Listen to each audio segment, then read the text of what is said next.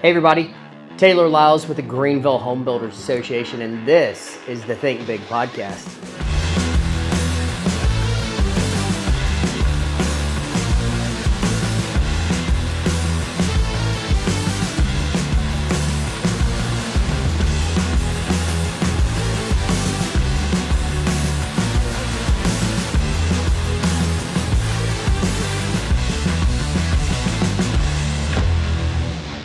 All right, Emily, thanks for joining us today. Super excited to have you on the Think Big podcast. Huge. Emily, just for the listeners' information, Emily is on our board. She is a current VP or president-elect, excuse me. Yeah. She rolls into presidency next year.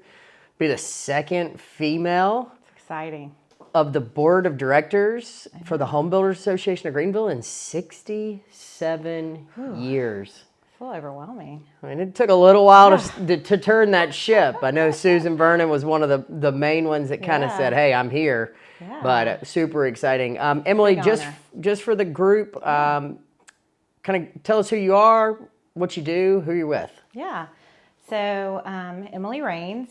I am with DRB Homes. I'm the VP of Sales and Marketing. Been in the industry since 2004, 2005, right in that time. So right at my 20-year mark.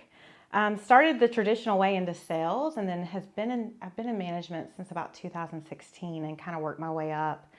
But yeah, I mean, I love this industry. It has been, my career. I've made it truly the career that I love and want more people to know about. What we do is a wonderful thing, and so it's been fun to be a part of. So worked for DRB Homes for the last 6 years, been a part of the HBA since I think like 2017. It's been 2018. And so truly honored to be on the board, truly honored to be president-elect and president next year. Super exciting. It's going to be a game-changing year. You have some big aspirations that you haven't told me about yet. Taylor, we're doing this. I mean, Bridge Awards is already your theme. Yeah, I mean, I had to pick that and own that. I mean, who doesn't want to see a derby? Distinguished party? derby. My only fear is the big hats. I think we just need to limit everybody to fascinators. That's it. Okay, we can suggest that. Yeah. I think that's. I don't know how a 5 foot wide derby hat's gonna go. Yeah, with somebody behind them. I think women, we'll see some of that. Like, we see all kinds at the Bridge Awards. Of course. You know that. But I think this is going to be very demure. Is that the word of the Demure? The teens? Yeah. Demure.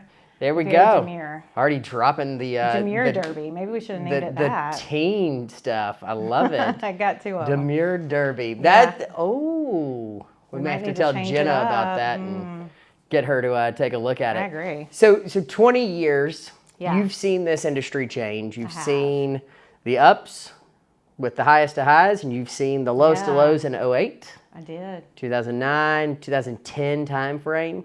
You saw that trajectory start to come back up, and now we're just at this absolute pinnacle. Ooh, I mean, you got rate drops yesterday where the Fed came out and it's exciting. came down 50 basis points, announced that his goal was 4.4% interest rates going into 2020, the end of this year, Right. so into 2024. And by Q3 of 25, 3.4. Yeah. And 3.6, I believe it was. Yeah. That's game changing. That opens up. It's huge. It's huge for affordability. We talk about affordable housing. Interest rates plays such a huge role in that. And so, I've sold with rates kind of all over the place. When I sold in the sales offices, I think when I started, they were in the 5s and 7s and things like that. So to have something under 5 to me is always a game changer. Yep. I feel like a really good, stable market is somewhere around the 5 mark, and below is just a game changer. So yeah, I think seatbelts on. If what they're saying is true, it's going to be a game changer for the industry, for the home builders. Yeah, I mean, Shot in the arm for sure. I think you got the 10-year arm coming down, so your remodels are going to go through the roof because people who have kind of been teetering that fence on, do I pull a 10-year out? Do I go down that path?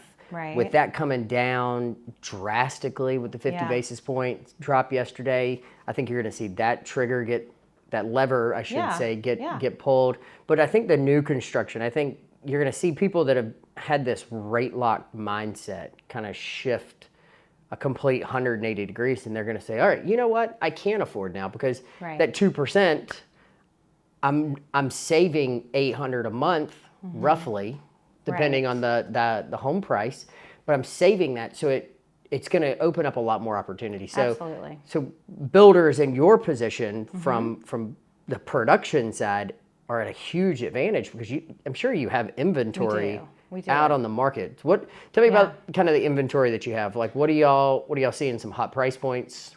Yeah, so we have about 100 inventory, 105 actually right now as of today. Somewhere in the process, we've probably got about 20 that are finished or close to it. So, we are seeing inventory sales heavily. We typically see that in the fall though. That's not unusual for Yep. us. We see more of a to be built buyer in the spring. So inventory is typically in our fall. We see more of that. But yeah, I mean, we are still on a path for DRB to hit our 600 closings. That is what we have to do this year. That's what I got to figure out. So It's a strong number. yeah, so we are about 60 shy of that, and so I definitely think something like that, just showing the affordability. We build homes from 250 all the way up to close to $1 million. So we have every price point and that in between. So as far as inventory, I'm seeing sales pretty much across the board. I'm not seeing specifically for our lower price point or our highest. It's really across the board. But I will say nothing really sits finished for long. Yeah. We're selling them before they get finished or right at completion almost every time. So now tell me about DRB. Yeah. In-house financing. You using a third-party lender? So Kind of how does that work? This is one of what makes DRB such a great company.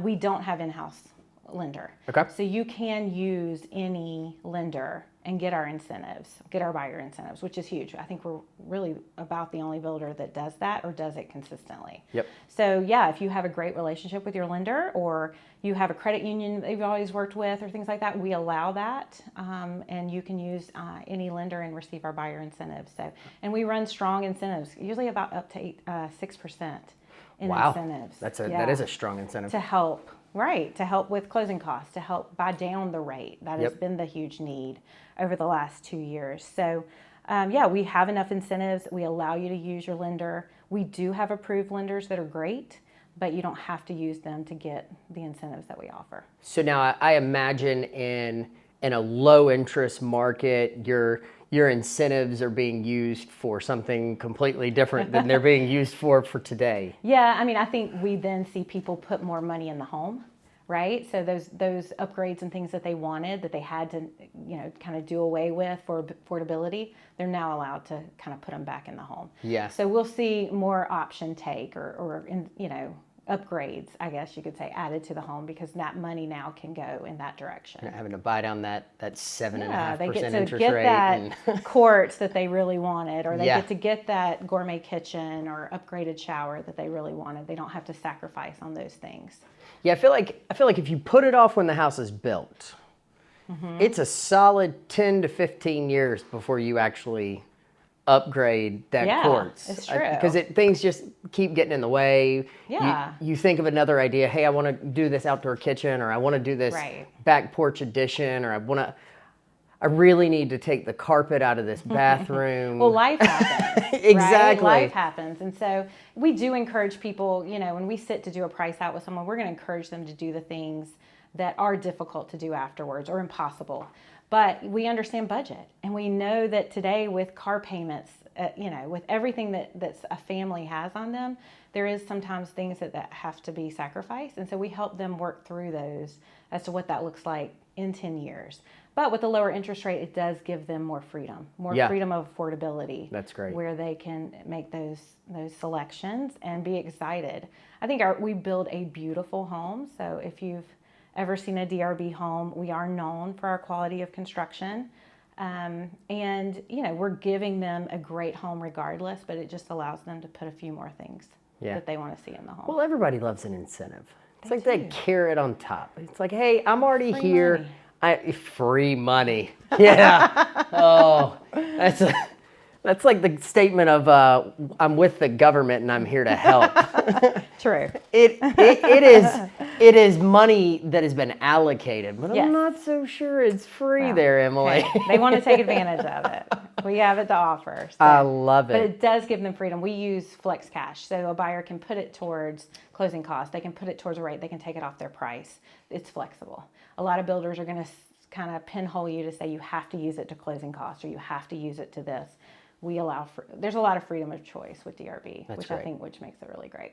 I feel like it's a very competitive market. You know, as at the association, we have every volume builder, and just for everybody to know, we classify volume builders as if you build over 100 homes a year. Right. Because we think that if you're over that 100 home mark, you are dealing with things differently than your semi-production, that 50 to 75. It's kind of typically where we see that break. Okay. You get up to 75, and then you don't really do much in between that 75 to 100, and then 100 plus, you've got guys and girls that are just crushing it with DRB, DR Horton, Ryan Homes, Pulte, Lennar, all your bigs. Mm-hmm. So we know that y'all are dealing with things differently. So from a volume builder standpoint, you got a pretty healthy competition out there. We do. I never look at competition as a bad thing. It's always a good thing. It's a way for us to always improve. We want to be known as a premier builder. There is no race to the bottom for us. We're not going to be the cheapest. We're not going to be the most inexpensive home. We're going to give you one of the best quality homes out there. Yep. But we want to be known as a premier builder. And sometimes when things are premier, you know, it comes with a cost, Gotta pay a little more. We do name brand items in our homes. We don't skimp on things. So there is a lot of competition out there. I think you have to just find the niche of what you do well and stick to it, provide a really great customer experience, and that brand will continue to grow and do well. And that's really what we have done, through the years. DRB Homes, I guess we're kind of a new brand. We've been in existence in the Upstate over 10 years, but we were known as Dan Ryan Builders for a lot of those years. Yep. So it's almost a new rebranding that we're having to do. So with that, it's an education of still that we are the same company. We build the same great homes. All of that is still very consistent with who we are. We just took Dan Ryan Builders and simplified it To DRB? Yeah. It makes it 10 times easier. Who doesn't need another acronym? Another acronym, another thing to remember. Just remember DRB Homes. I love DRB it. Homes, that's it. So great segue going into kind of what I want to talk about today with you. Emily, I know you've been involved for quite some time with the association and even heavily, or I should say even more heavily involved with the Professional Women in Building Council. What year is this? Well, like I said, when I got into the HBA, I think it was around the 2017, 16, 17, and then got involved with the PWB like right away, and got on that council quickly and got involved quickly. So I've been a part of that since 2017 or 2018. I was trying to remember back, but quite a few years. And that's been a really rewarding,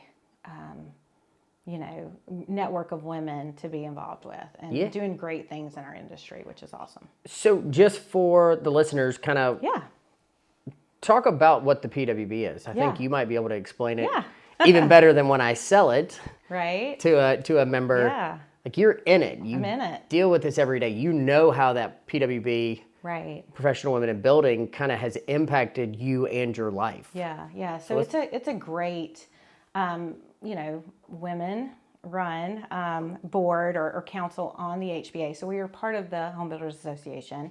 We meet. The council meets monthly, but we have lots of events and things for networking. So we recognize that the true, what we're truly going for is to enhance, empower, and encourage women. And really to do that, we're basically a group of women in the industry. So, women make up about 10% of the construction industry. So we are a very small minority, but when we're together, it's power in numbers. And so it's definitely a group that's brought together because of the industry, but then we're able to kind of encourage each other, help each other, network with each other, lift each other up. So it's definitely gained me a lot of friends in the business. It's gained me, a lot of connections of, vendors even, or designers or things like that in the industry that I wouldn't normally have. So it's definitely opened the door to a lot of great relationships. Yeah, I think one of the big things is when we're telling people about the HBA and everything it's got to offer. We've got the Professional Women in Building, we've got Sales and Marketing Council, we've got the Young Professionals Council, and we've got a brand new council we're launching in January, the Design Creative Council. So it's kind of adding these layers in of how the association can impact you and your business. And one thing that I keep coming back to every time I tell people about the PWB is it is growing your female sphere of influence. Yeah, truly. It is creating an opportunity to let people know there are incredible females out there. There are powerhouse females out there in the construction industry. There's directors of sales, there's sales agents, there's division presidents, there's city managers, there's production managers, there's trade partners that are in that. Yeah. And creating that culture, the environment has truly been rewarding from our standpoint because it's bringing in a brand new group of people, that the association and just kind of the 800-pound elephant in the room it was kind of when I came on board, it was stale, pale, and male. I mean, it was that's a good analogy. Yeah, I mean, it was very male driven, very male heavily focused. It was not coming up with new ideas, and I'm not knocking the former leadership. It just, you get into this groove. You get into the groove of where your association is living. Right. It's not thriving. It's not dying. It's living. It's kind of that maintaining standpoint. Right. And I think when I came on board 7 years ago now, the PWB had so much potential, and y'all were doing so much, but it was almost just being throttled a little too much. So creating events or creating opportunities with partnerships, and I know you'll talk about some of the partnerships that the PWB's had the past couple of years, but events like Wine Women Wednesday. Yeah. Huge success, 75 to 100 females. It's great. Wednesday nights, the third Wednesday of every other month. We just had one. Big success. The sip and shop that y'all do. Yeah. Huge focus on local small businesses, kind of giving back. Women-owned businesses, giving back to the community. Empower Her series that y'all put on. International Women's Day with the Lieutenant Governor. Yeah. Builders, trades, realtors. If you're looking for a flooring partner you can trust, look no further. I'm here to tell you about All About Flooring. All About Flooring is a family-owned business with 3 generations of owners that know the flooring business inside and out. They work in residential and commercial projects for both new builds and remodels by providing high-quality customer service and installation for carpet, area rugs, hardwoods, laminate, luxury vinyl, and more. Y'all, they even provide professional carpet, tile, and upholstery cleaning. At All About Flooring, they're more than just a flooring provider. They're your partner in delivering top-tier results that your customers will absolutely love. You can find their website linked in the show notes or visit their 9,000 square foot showroom at 2111 North Pleasantburg Drive. Now, let's get back to the show. I mean that's a big win right there. Yeah, we're definitely growing. Yeah, oh yeah. And like you said, kind of pushing the bounds as to what was done before. That's kind of the industry of construction. Women, like I said, don't have a huge voice, but the women who are there bring a different voice, bring a different perspective, bring new ideas, fresh takes on things. So I feel like in the HBA, the PWB has done that. It was, to me, it was always a group of ladies who've become some of my best friends that saw the value in each other and saw the value in other women in our industry, and so have led the way with doing some really cool things. I love it. To network. I get pushed every single time we sit in a PWB meeting. There is always a new idea flying out there. I mean, we have some of the most creative. You do. You do. I mean, it challenges like me and my staff, sitting there going, all right, we got to come up with another event. Oh Lord, Woo. we're gonna do it. We're gonna keep it going. But the Yeah. PWB's got all these ideas. We So make it happen, though. you definitely do. We And you do bring make in it happen. sponsors. It's great. Yeah. Hey, listen, anybody that's afraid listening, of. if you want to sponsor the Come on. professional women in building, Let's we got go. plenty of opportunities and plenty of events. We do. We had touched briefly on some of the partnerships and other organizations that the PWB is kind of not necessarily taken under their wings, but partnered with to give back to the community. Yeah. Tell me a little bit about them. Yeah, so we've done several things with Habitat. We've done volunteer days. I think one of the things is always the give back to the community, and that's where our heart is. But we can also inspire, in doing that, we can also inspire young girls and women while doing that. So we've done a lot with local soup kitchens, with Habitat, with Build Days, with just even like women's shelters, things like that, just awareness of domestic violence and things like that. So every time we do an event, we try to have some kind of community involvement, something that it'll benefit, or something that we can have them there represented to talk about their organization. As the HBA, we also have done stuff with the Golden Strip, education for, our high schoolers, and gotten involved with them. So it's, which I think is, great. So it's always a community outreach aspect that we never want to lose that in who we are, because I think that's the core of our community. Women always have a heart for the community, and I think we have to keep that front and center with everything that we do. I completely agree. Yeah, you'll do a she shed. Yeah. Build, Oh, yeah. which is It's pretty big. It is very big. It was a daunting task. Yeah. Last year, the first year y'all did it. Yeah. But I think the coolest part to me, and from the association standpoint, was seeing the partnership with Golden Strip. Golden Strip, yeah. And getting the students, these Right. 16 to 18-year-old students that wouldn't have this hands-on experience, and getting them out there. Right. One of the most realistic moments that hit me the hardest was you're watching this 17-year-old man look at his teacher and go, the professionals do mess up? They don't have all the answers? They don't have all the answers? Yeah, So I think that were, was such a cool thing. Yeah, they were putting the roof Hands-on. rafters up and Yeah. cut Measure the twice, stringers cut a little once. too short. Yeah. It was crazy. Yeah, nothing's ever perfect, and that is construction 101, right? But it was right? good for them to see that. Oh no, but Emily, everything's perfect in the building codes world, and every house is built to absolute perfection in this market. And Oh yeah, we build great homes, but We we do. make our mistakes along the way. listen, but we fix them. Yeah, I always say it's really hard when you're building a home or building anything. Like, when you're buying a car that is in a enclosed structure going through a line, right? Mistakes are made, but you don't see that. You don't know that. When you're building a home, all in the elements, people see everything, right? And so it's nothing we can run from. We just own it and make it better and go from there. So, yeah, it was good for love them it. to see that aspect. So just out of curiosity, not to pivot too hard from the conversation, so we know that production builders building 15, 20, 30, 40 homes at once. And we all know that there's these little tiny slip-ups, and consumers may look at it and it's the end of the world. Yeah. You got mud on my carpet, the carpet that could either be cleaned or replaced. Or Right.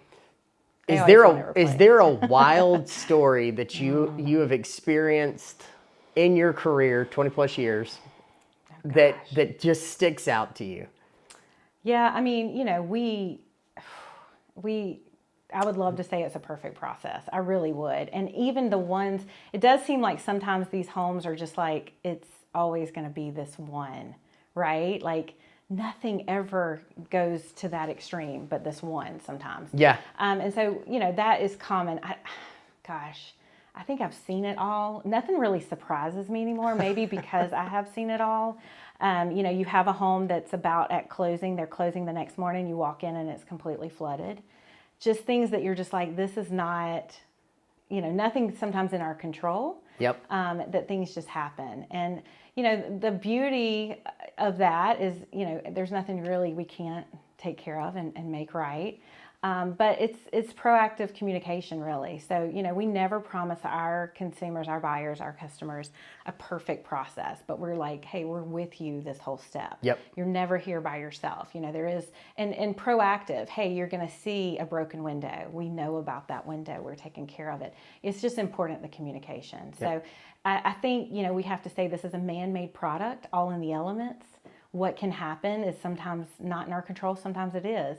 But how we handle it from that point really makes a great company. Yep. And keeps our reputation solid. So I think communication truly is the ever key. surprised me anymore. I think I have two area I feel like sales we just need managers. to knock on wood at this point. Two area sales managers get on to me all the time because they're like, we never can surprise you. Every time we bring something to you, you're like, yeah, I can see that. Or, yeah, I've seen that before, So I think being in it so long, it's very hard to shock me anymore with what happens. So with the flooded house, I imagine the closing got delayed just a little bit. But they were great. And, at that point, you just have to, put it all out there and do the best you can. Yep. We don't run, one thing we say with DRB is like, we don't run from problems, we run to them.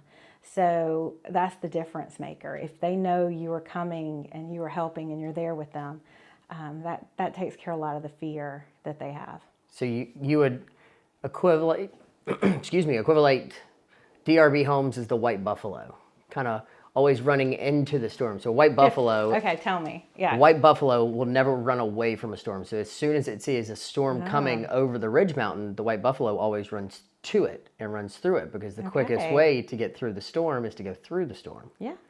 Then we're the white buffalo. DRB is the white buffalo. Now I have another mascot for us. Yeah, exactly. That's why there's going to be a white buffalo in my office. I feel like they, as the CEO of the heard that one. Yeah. So as the CEO of the Home Builders Association, I feel like I'm always running into storms. There you go. You're white buffalo in it with us. Exactly. I just want to be like DRB. Come on. Yeah, it's best. Just face it head on. Don't run from it. I love it. Just go to it. Going back to your career a little bit, what would you attribute kind of what got you here? What were some of the key milestones that truly got you to where you're at right now? My kids is the biggest. So I started in the industry and found out I was pregnant all in the same year of getting into the business. And a lot of people could look at that as like, hey, that's a big role you're taking on. I'm a mother first always, but they're my inspiration. They really are. They're my push to be more and do more and show more. So yeah, I think, my girls, having two girls, right? And trying to inspire them day to day has molded my career. Also inspiring other women. I never had a female boss in my years of doing this. Recently I have, but never had a female boss. And so it's really important to me to show a female leader in the business because I never had that to look to. And so, yeah, I think other women and doing more and more for women to see is important to me. But my girls, when they came along and how they've impacted me is really important. They are my inspiration day to day. I love it. For what I do, truly. But I also love what I do. I mean, there is no other world where we can help someone build a dream with their family and just watch home ownership happen. It is such a rewarding. Yep. What we get to do on the day-to-day is so rewarding. It truly is. It's the best. You're creating a haven of rest, yeah. as one of our past presidents used to refer to it as. Yeah, absolutely. I mean, this is where they're going to make their memories. This is where, they're going to bring home their kids or, all of those things. And so you get to be a part of making something like that for someone. There is nothing more rewarding. Let's get real for a second. Are you dumping money into marketing but barely seeing any results? Go Digital can help. Using their marketing matrix, they zero in on your target audience and engage them where it matters the most. Go Digital acts as your full-service marketing team, saving you the hassle and cost of building an entire in-house team or trusting random gurus you found on the internet. It is also important to note that they don't just serve home service businesses. They own one. They've been in your shoes. They know what works because they've lived it. Wondering why I know so much about them? It's because I've been a client for them over a year, and I couldn't be happier with the results. So if you're ready to start winning more leads, For less, hit the link in the show notes and schedule a free 20-minute consultation today. You went down the sentimental route. I'm thinking of the monetary opportunity on the home side. I mean, it's the largest purchase equity builder that a human being or American citizen will ever experience. Yeah, it's the key to personal wealth, right? Yep. And so we preach that. What's interesting is, and I'm talking about women a lot, but single females are our most emerging market. Yep. For our homes, buying our homes, and especially our townhomes, which is such an encouraging thing to me. But yeah, you are impacting a family and the generations thereafter, and that's just a reward. When we get to build these communities, I always say, we take a field or we take just a piece of dirt, and we build community, and you get to see that step by step, and you see your part in that. That's also rewarding because you're also connecting people. Community, home is where they're safe, right? They have that haven, but then community is where they can find support and friendship and a value to their life. And so it's really cool to be a part of both things. And I think that's what new construction brings. We create community along with building a home, which is great. Creating community to offer support for your life. That's a great that's what line. Community is. That's a fantastic. Quote me. Yeah, I love it. Put it down. Emily Rain said it here on the Think Big podcast. Let's go. So kind of staying in that same vein of creating culture and community and building the asset for that customer, client, or whatever term customer. Consumers' mindsets have shifted over the past 4 to 5 years. Yeah. We went through COVID and that shifted, and post-COVID, and then interest rates. Yeah. What do you kind of see in the trends of the consumer or the customer right now? Like where are they at? Yeah, it's kind of interesting. For years and years, we were waiting for the millennials to come out of hiding, right? To come buy their homes. They are buying, but we're seeing this newer generation, which I don't even know all the generation names, but the home ownership is vital to them. They see the importance, and that's a really, really cool thing. So, I don't, the education part of home ownership is always there, but I think that we've done that. We've done a good job as a country, as a nation, and continuing to educate people. But yeah, I'm seeing these consumers who, want to be a part of a community, want to have this home ownership for their families. But yeah, it's interesting to me. We see every type of buyer, it's the boomers who want an active lifestyle that we can provide. It is the first time home buyers. It's all of that. So, we a lot of it's very similar to what it always has been, but I love to see just new voices represented. Like I said, the single females, or the new American buyer, or a minority family moving to the whatever it is. We just love to see home ownership for everybody, which is great. So I haven't seen too much. There is still the nervousness that we always have to work, the education and the nervousness. We think people understand the process, the home buying process. And there is just a lot of fear still, and there is still a lot of questions, but we have to be the ones there to kind of help them through that, to make sure that they know that they're making a really great choice. I think there's so much content online. There is. That the end user is almost getting paralysis by analysis. It's that debilitating mindset of, okay, I've over-researched this. True. Or I've listened to too many of my friends, and I haven't truly listened to a professional, whether it's a builder or whether it's a registered realtor or whether it's a lender. You get so much of this noise coming in that the consumer is sitting there going, I can't afford a house. Right. We're, my friend, my sales manager always says, what Meemaw thinks. Meemaw thinks it's too expensive. They do get a lot of outside noise. And so we have to try to cut that and just educate.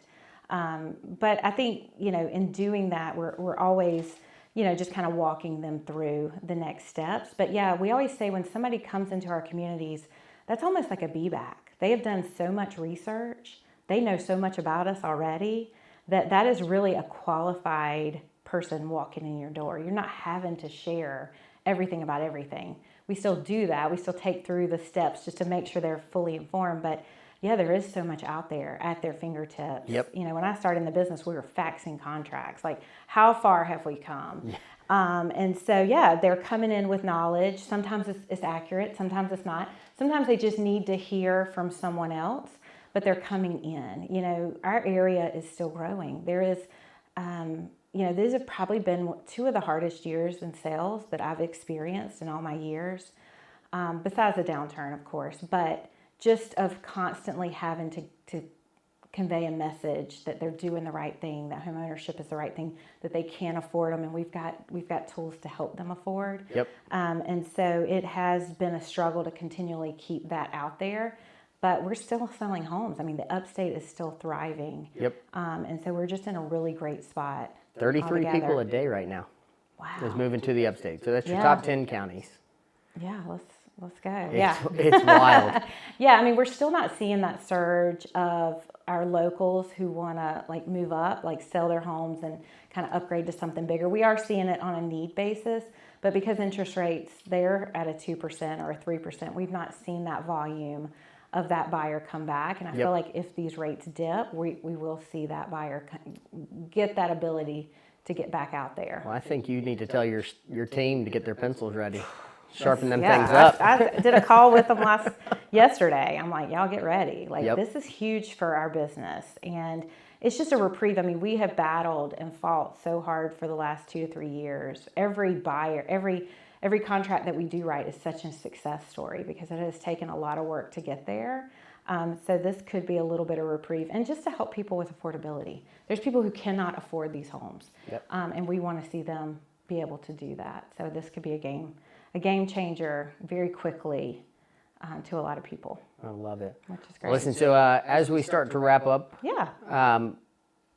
any advice that you have for young aspiring females getting into the construction industry? This gets me excited. Okay, we're going to talk about this. So yeah, I mean, women like I said, is about 10%, and that is such an area of growth. What I don't think people realize is all the opportunities with new construction. I think there is this mindset of somebody swinging a hammer or something along those lines, but there are so many roles that women can do and do very well in this industry. So even thinking about purchasing the land to build the homes, thinking about our purchasing department and our architects who design our homes and put the items in our home or give us the selections of what goes in our homes, and our designers. Of course, the sales, which is the role I came out of, marketing, even the production, our project managers and things like that, and in the warranty department. There are so many roles available out there, and I just feel like women could do any of those roles really well. I work in a division where we have 5 VPs, 3 of the 5 are female, and we are very successful year after year. And I don't think there's anything women can't do. And so I'd really love to see, our young girls.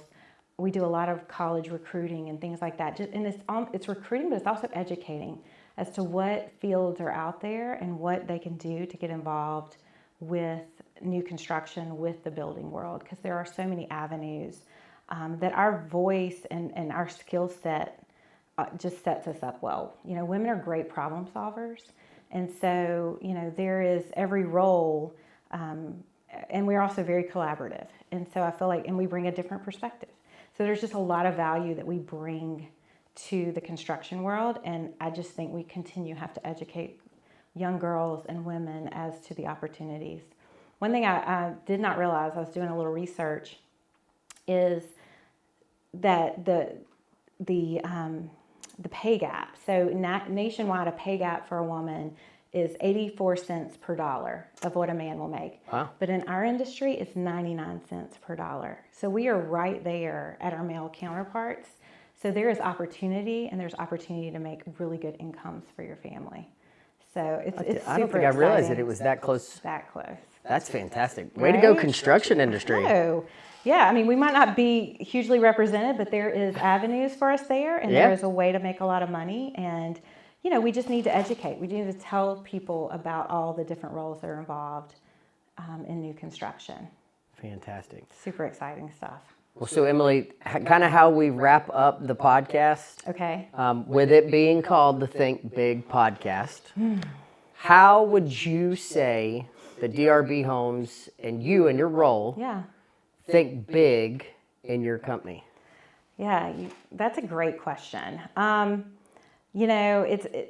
don't know if I necessarily always think big, but I don't think with bounds. So I am very open to any new idea, anything that can make us better. I'm always a leader that's like, tell me more. How do we do that? Can we pull this off? I don't ever, when a new idea is brought to me, because I can't think of everything, right? Yep. This 20-year in the business brain has thought a lot, but I can't think of all these, so when someone comes with a new, fresh idea, my first take is, okay, tell me more. How can we make that happen? So I don't always come up with the big ideas, but I'm always open to the big ideas and how do we strategically get there? So we are always a company that wants to improve, and we never think we know it all. And so we're always open to new ideas, innovative thought process, best practices that we see other places, just integrating that kind of thing so that we do get better. So Yep. yeah, I don't think with any kind of bounds. I let, big ideas come to me, and I'm always open for them. I love it. Yeah. Don't put a box around her, No. folks. She is limitless. Love it. Well, listen. Yes. Listen, thanks for listening today. We're super excited to have Emily Raines with DRB So Homes excited to on be our here. show. Be sure to continue to subscribe and watch out for the next podcast. Thanks. Thanks, guys.